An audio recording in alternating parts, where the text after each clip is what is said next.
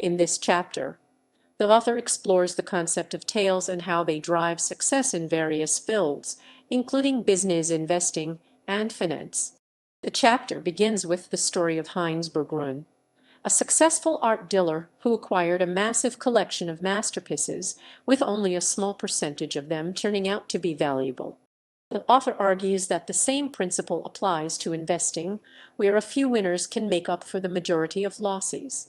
The chapter also discusses the distribution of success among large public companies, showing that a small number of companies account for the majority of stock market returns.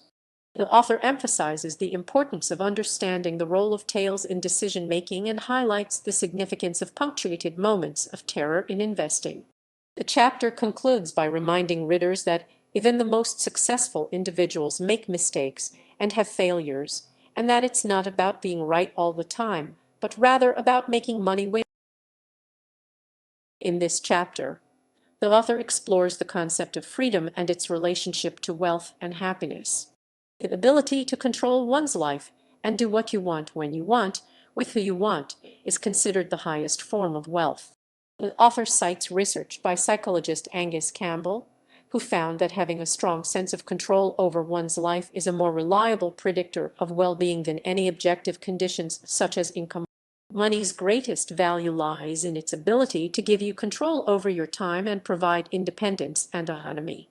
The author shares a personal story of wanting to be an investment banker for the money, only to realize that the demanding schedule and lack of control over his time made him miserable. The chapter also discusses how the pursuit of wealth and material possessions has led to a decrease in control over our time, resulting in increased stress and unhappiness. The author emphasizes the importance of aligning money towards a life. The chapter concludes by highlighting the wisdom of elderly Americans who prioritize quality relationships and unstructured time with loved ones over the pursuit of wealth. Overall, the chapter emphasizes the importance of controlling your time as the key to happiness and suggests that true wealth lies in the ability to live life on your own terms. In this chapter, the author shares his experience as a valet and the paradox of the man in the car. As a valet, he had the opportunity to drive some of the most luxurious cars, fulfilling his dream of being behind the wheel of these prestigious vehicles. However, he noticed something interesting. When people saw someone driving a nice car, they didn't think, wow, the guy driving that car is cool. Instead, they thought, wow, if I had that car, people would think I'm cool. It became clear that people desired wealth not for its own sake, but as a means to be liked and admired by others. The author reflects on this paradox and writes a letter to his son, explaining that expensive possessions like cars, watches, and houses don't necessarily bring respect and admiration. Instead, people use these material possessions as a benchmark for their own desire to be liked and admired.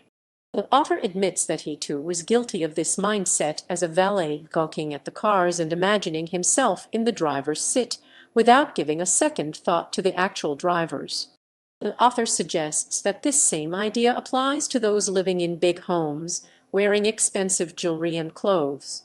While he doesn't advocate abandoning the pursuit of wealth or fancy cars, he emphasizes the importance of seeking respect and admiration in a more meaningful way.